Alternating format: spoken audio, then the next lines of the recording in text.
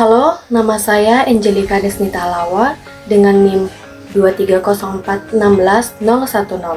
Hari ini kita akan membahas topik yang makin menarik di era digital, yaitu cybercrime dan cyberlaw. Yang pertama akan kita bahas adalah cybercrime. Cybercrime adalah kejahatan yang dilakukan menggunakan internet dan komputer sebagai alat dan media.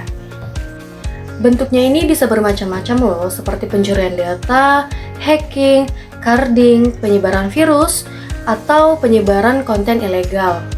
Sementara itu, cyberlaw adalah hukum yang mengatur segala aktivitas di dunia maya, mulai dari penggunaan internet, penggunaan data pribadi, sampai penindakan terhadap kejahatan yang dilakukan secara online. Sekarang yang kita bahas adalah manfaat cyberlaw. Cyberlaw punya peran besar dalam menciptakan keamanan digital. Beberapa manfaatnya adalah melindungi data dan privasi pengguna internet, memberi dasar hukum untuk menindak pelaku kejahatan digital, meningkatkan kesadaran masyarakat soal etika dan hukum saat menggunakan internet.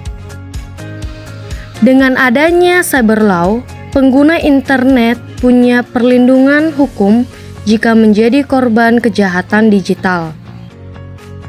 Selanjutnya yang kita bahas adalah contoh baik dan buruk.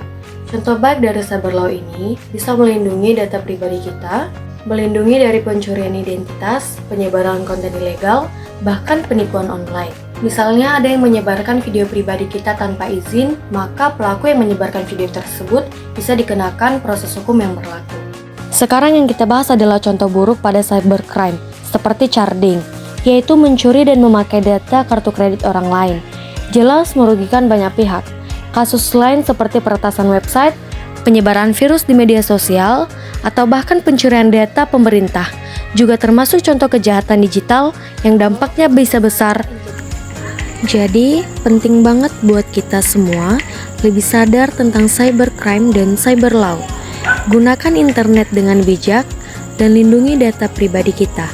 Karena dunia maya pun punya hukum yang harus kita patuhi.